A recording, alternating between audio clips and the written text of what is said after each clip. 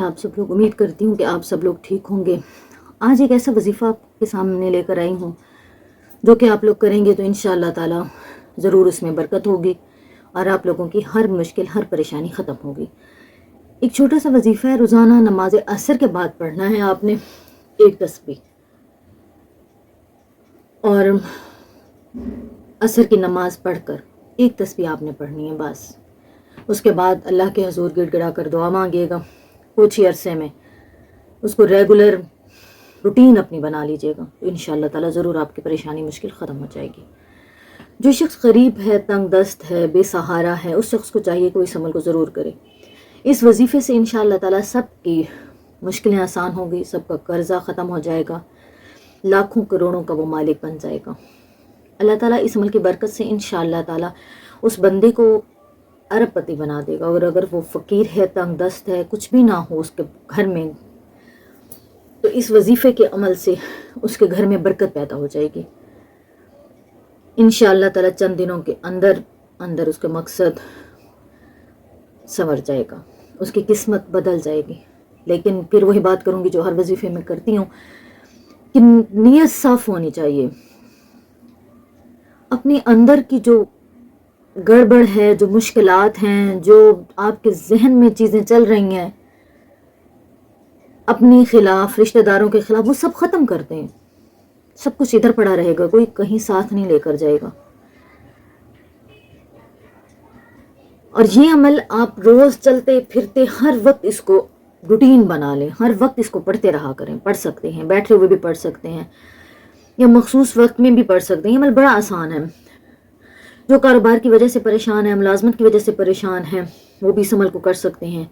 انشاءاللہ تعالیٰ اس عمل کے کرنے سے رزق وہاں سے آئے گا جہاں سے آپ لوگوں کو امید بھی نہیں ہوگی کہ یہاں سے بھی رزق آ سکتا ہے، کیونکہ اللہ تعالیٰ جب کرم کرتا ہے تو انسان سوچ بھی نہیں سکتا، انسان کی سوچ میں بھی وہ چیز نہیں ہوتی جہاں سے رزق آ رہا ہوتا ہے۔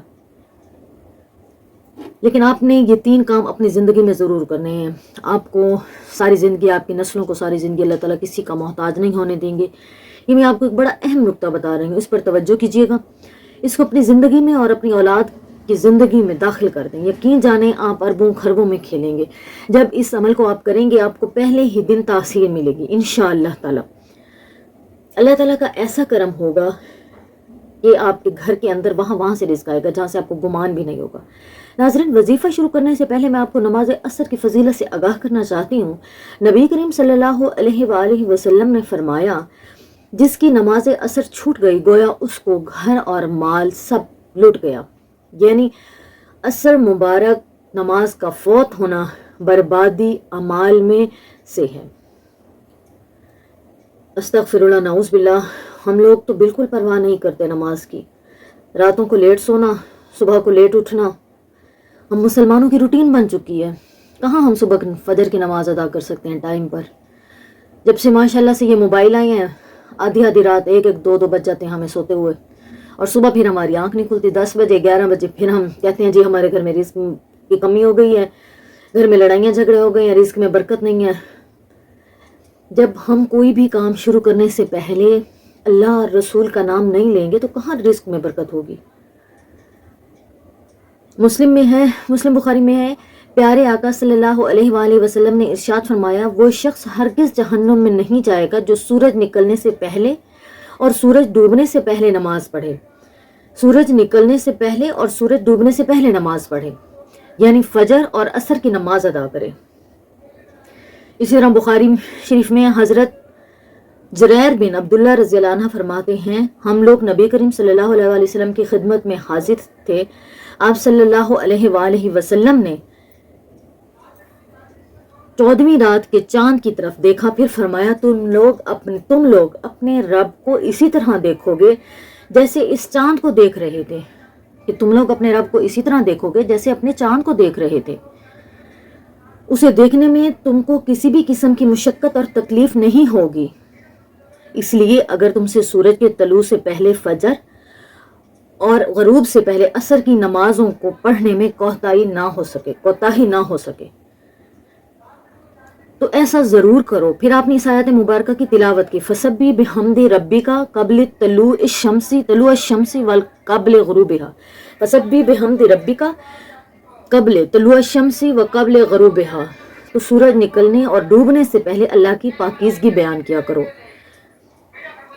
تو فجر اور عصر کی نماز تو آپ لوگ اپنی زندگی میں تہیا کر لیں، اپنے آپ سے یہ فیصلہ کر لیں، اپنے آپ سے یہ منوائیں کہ ہم نے فجر کی نماز بھی نہیں چھوڑنی اور عصر کی نماز بھی نہیں. ویسے تو 5 وقت کی نمازیں ہمارے اوپر فرض ہیں، لیکن یہ 2 احادیث میں نے جو آپ کے سامنے بیان کی ہیں کہ وہ شخص ہرگز جہنم میں نہیں جائے گا جو سورج نکلنے سے پہلے اور سورج ڈوبنے سے پہلے نماز پڑھے گا. تو خدا را کوشش کر کے دیکھ لیں. مجھے بہت اچھی بات لگی تھی مولانا طارق جمیل صاحب کی، وہ کہہ رہے تھے اپنے بیان میں ایک، اور میں نے تب سے یہی، ہمارے مریدان کا سلسلہ ہے تو میں نے تب سے ہی اپنے جو عورتیں آتی ہیں دم وغیرہ کروانے کے لیے تو میں نے ان کو یہی کہنا شروع کر دی، کیونکہ گاؤں کی عورتیں ہوتی ہیں اور وہ اتنی نماز کی عادی بھی نہیں ہوتی، نہ اتنے لوگوں کو نماز آتی ہے. جن کو آتی ہے وہ بھی ماشاءاللہ سے پوری سوری نماز پڑھتی ہیں. تو میں نے ان کو کہا کہ آپ ایک فجر کی وقت کی نماز مقرر کر لیں، نہ پڑھیں 5 وقت کی نماز. صبح فجر کی نماز لازمی پڑھا کریں، ہر حالت میں فجر کی نماز پڑھا کریں. کیونکہ گاؤں کے لوگ جو ہوتے ہیں وہ تو رات کو جلدی سو جاتے ہیں، ان بیچاروں کے پاس نہ موبائل ہوتے ہیں، ٹی ویاں بھی بہت کم لوگوں کے پاس ہوتی ہیں، سارا دن محنت مشقت کا کام کرتے ہیں اور رات کو جلدی سو جاتے ہیں. تو میں نے کہا آپ لوگ صبح اٹھتے بھی ہیں، جلدی اٹھ جاتے ہیں، لیکن نماز پڑھنے کی عادت بنا لیں صبح فجر کی. اور دوسرا، ہفتے میں 1 دفعہ جمعے کی نماز لازمی پڑھا کریں، چاہے کچھ بھی ہو جائے نا، جمعے کی نماز نہ چھوڑا کریں. تو مجھے یہ بات بہت اچھی لگی تھی ان کی. تو میں جو بھی میرے پاس آتی ہیں عورتیں تو میں ان کو یہی کہتی ہوں، آپ یقین کریں بہت سی عورتیں ہیں جو الحمدللہ 5 وقت نمازوں کی عادی ہو گئی ہیں. کیونکہ جب 2 نمازیں ہم پڑھتے ہیں، مثال کے طور پہ اب ہم نے فجر کی نماز عادت بنا لی ہے کہ ہم نے فجر کی نماز پڑھنی ہے، تو پھر خود بخود دل کرتا ہے کہ فجر کی تو پڑھی تھی، چلو میں ظہر کی بھی پڑھ لوں، عصر کی بھی پڑھ لوں.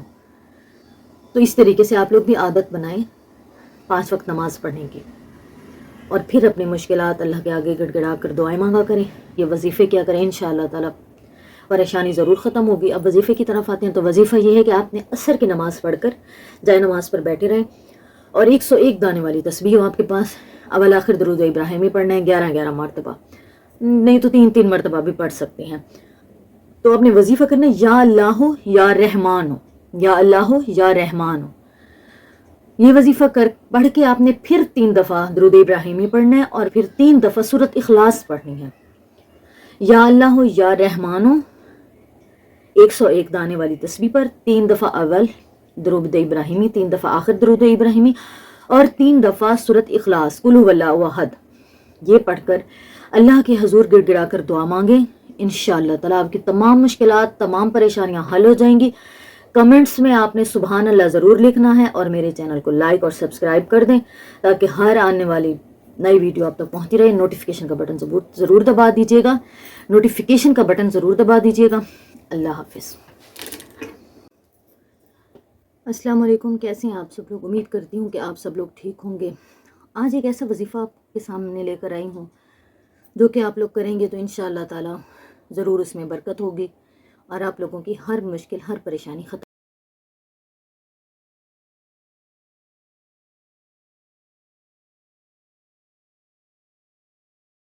ہوگی.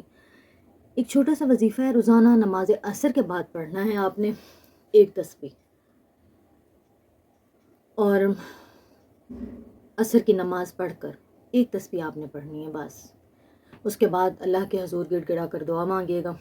کچھ ہی عرصے میں اس کو ریگولر روٹین اپنی بنا لیجیے گا تو انشاءاللہ تعالی ضرور آپ کی پریشانی مشکل ختم ہو جائے گی. جو شخص غریب ہے، تنگ دست ہے، بے سہارا ہے، اس شخص کو چاہیے کہ وہ اس عمل کو ضرور کرے. اس وظیفے سے انشاءاللہ تعالی سب کی مشکلیں آسان ہوں گی، سب کا قرضہ ختم ہو جائے گا، لاکھوں کروڑوں کا وہ مالک بن جائے گا.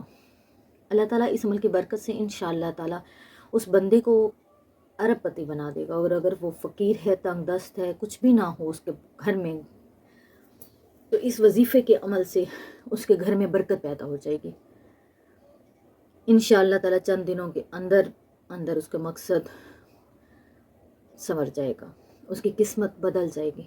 لیکن پھر وہی بات کروں گی جو ہر وظیفے میں کرتی ہوں کہ نیت صاف ہونی چاہیے. اپنے اندر کی جو گڑبڑ ہے، جو مشکلات ہیں، جو آپ کے ذہن میں چیزیں چل رہی ہیں اپنے خلاف، رشتہ داروں کے خلاف، وہ سب ختم کر دیں. سب کچھ ادھر پڑا رہے گا، کوئی کہیں ساتھ نہیں لے کر جائے گا. اور یہ عمل آپ روز چلتے پھرتے ہر وقت اس کو روٹین بنا لیں، ہر وقت اس کو پڑھتے رہا کریں. پڑھ سکتے ہیں، بیٹھے ہوئے بھی پڑھ سکتے ہیں یا مخصوص وقت میں بھی پڑھ سکتے ہیں. یہ عمل بڑا آسان ہے. جو کاروبار کی وجہ سے پریشان ہیں، ملازمت کی وجہ سے پریشان ہیں، وہ بھی اس عمل کو کر سکتے ہیں. انشاءاللہ تعالیٰ اس عمل کے کرنے سے رزق وہاں سے آئے گا جہاں سے آپ لوگوں کو امید بھی نہیں ہوگی کہ یہاں سے بھی رزق آ سکتا ہے. کیونکہ اللہ تعالیٰ جب کرم کرتا ہے تو انسان سوچ بھی نہیں سکتا، انسان کی سوچ میں بھی وہ چیز نہیں ہوتی جہاں سے رزق آ رہا ہوتا ہے. لیکن آپ نے یہ 3 کام اپنی زندگی میں ضرور کرنے ہیں. آپ کو ساری زندگی، آپ کی نسلوں کو ساری زندگی اللہ تعالیٰ کسی کا محتاج نہیں ہونے دیں گے. یہ میں آپ کو ایک بڑا اہم نکتہ بتا رہی ہوں، اس پر توجہ کیجیے گا. اس کو اپنی زندگی میں اور اپنی اولاد کی زندگی میں داخل کر دیں. یقین جانیں آپ اربوں خربوں میں کھیلیں گے. جب اس عمل کو آپ کریں گے آپ کو پہلے ہی دن تاثیر ملے گی انشاءاللہ تعالیٰ.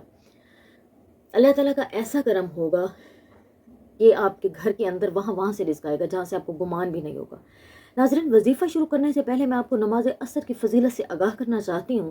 نبی کریم صلی اللہ علیہ وآلہ وسلم نے فرمایا، جس کی نماز عصر چھوٹ گئی گویا اس کو گھر اور مال سب لٹ گیا.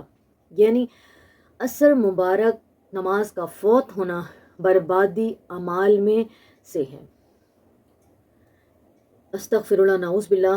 ہم لوگ تو بالکل پرواہ نہیں کرتے نماز کی. راتوں کو لیٹ سونا، صبح کو لیٹ اٹھنا ہم مسلمانوں کی روٹین بن چکی ہے.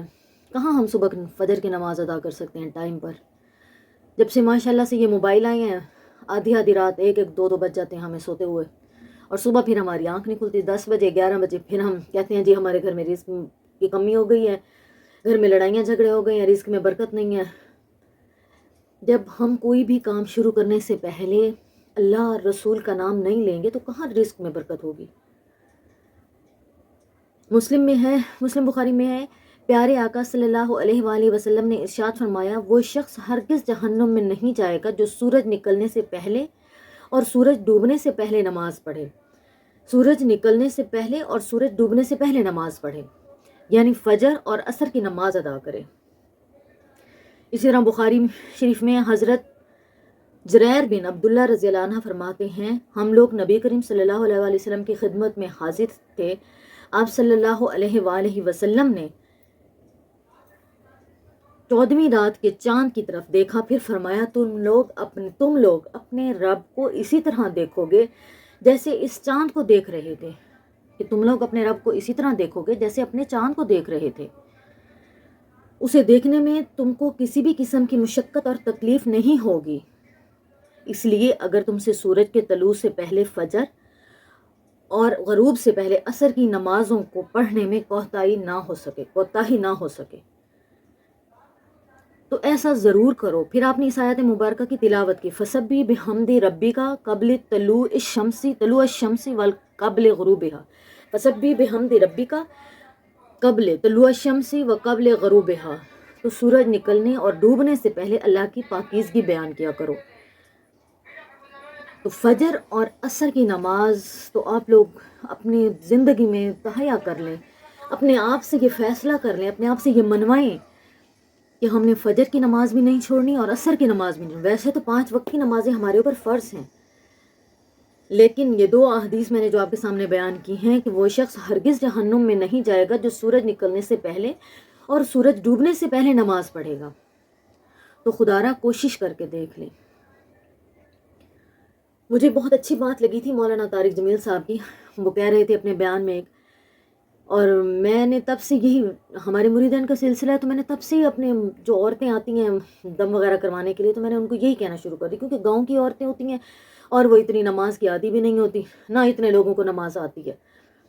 جن کو آتی ہے وہ بھی ماشاءاللہ سے پوری سوری نماز پڑھتی ہیں. تو میں نے ان کو کہا کہ آپ ایک فجر کی وقت کی نماز مقرر کر لیں، نہ پڑھیں 5 وقت کی نماز. صبح فجر کی نماز لازمی پڑھا کریں، ہر حالت میں فجر کی نماز پڑھا کریں. کیونکہ گاؤں کے لوگ جو ہوتے ہیں وہ تو رات کو جلدی سو جاتے ہیں، ان بیچاروں کے پاس نہ موبائل ہوتے ہیں، ٹی ویاں بھی بہت کم لوگوں کے پاس ہوتی ہیں، سارا دن محنت مشقت کا کام کرتے ہیں، رات کو جلدی سو جاتے ہیں. تو میں نے کہا آپ لوگ صبح اٹھتے بھی ہیں جلدی اٹھ جاتے ہیں، لیکن نماز پڑھنے کی عادت بنا لیں صبح فجر کی. اور دوسرا، ہفتے میں ایک دفعہ جمعے کی نماز لازمی پڑھا کریں. چاہے کچھ بھی ہو جائے نا، جمعے کی نماز نہ چھوڑا کریں.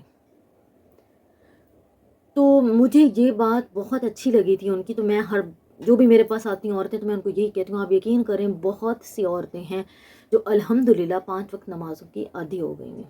کیونکہ جب 2 نمازیں ہم پڑھتے ہیں، مثال کے طور پہ اب ہم نے فجر کی نماز عادت بنا لی ہے کہ ہم نے فجر کی نماز پڑھنی ہے، تو پھر خود بخود دل کرتا ہے کہ فجر کی تو پڑھی تھی، چلو اب میں ظہر کی بھی پڑھ لوں، عصر کی بھی پڑھ لوں.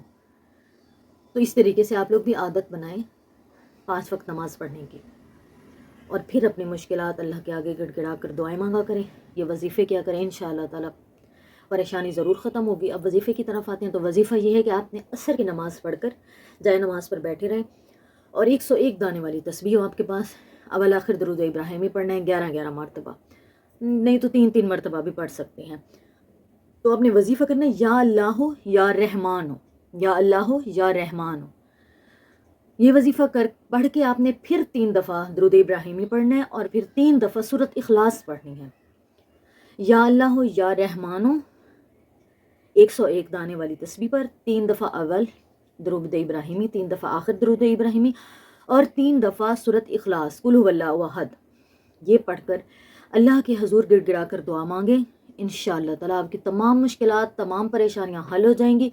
کمنٹس میں آپ نے سبحان اللہ ضرور لکھنا ہے اور میرے چینل کو لائک اور سبسکرائب کر دیں تاکہ ہر آنے والی نئی ویڈیو آپ تک پہنچتی رہے. نوٹیفیکیشن کا بٹن ضرور دبا دیجیے گا، نوٹیفیکیشن کا بٹن ضرور دبا دیجیے گا.